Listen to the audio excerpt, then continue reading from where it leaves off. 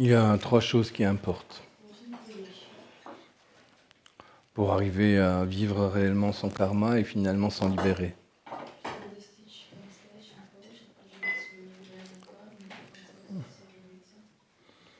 La première chose, c'est développer en soi les qualités morales.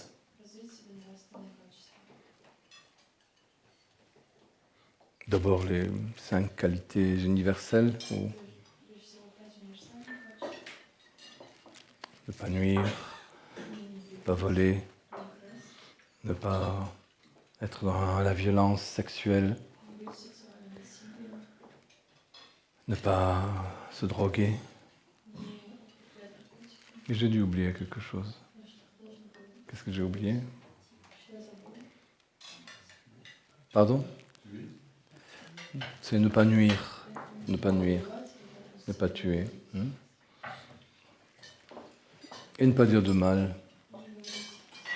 Puis encore autre chose. Ensuite, pour que ces qualités morales puissent fortifier quelqu'un et le libérer de son karma, il faut y rajouter les attitudes des bodhisattvas. Être toujours bienveillant, être toujours courtois, poli, dans ses paroles et dans ses attitudes. Ne pas discriminer et partager avec chacun. Ça, c'est la première chose. Ce qu'on pourrait appeler l'espèce de moralité, détachée de la morale habituelle des gens qui se disent moraux, brises. Et la deuxième chose, c'est la nécessité d'acquérir le discernement. Le discernement s'acquiert dans le cadre de la deuxième éducation. C'est lorsqu'on voit les limites de toutes les formes de pensée conditionnées et erronées donc,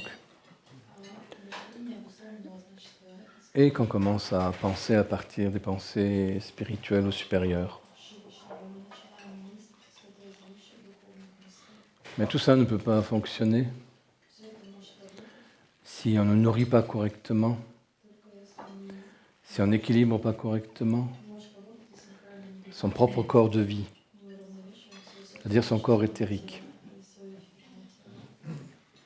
Et donc, il faut utiliser les méthodes qui nourrissent et fortifient, structurent et vivifient ce qu'on appelle le corps éthérique.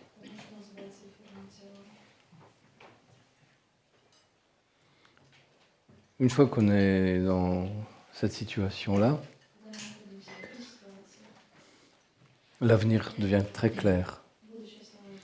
Et plus rien ne peut empêcher l'avenir de se passer comme il est prévu. C'est-à-dire ce qui est prévu comme avenir pour un être humain,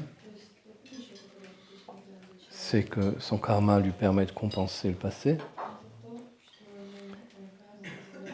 et sa liberté lui permet de se réaliser en tant qu'esprit.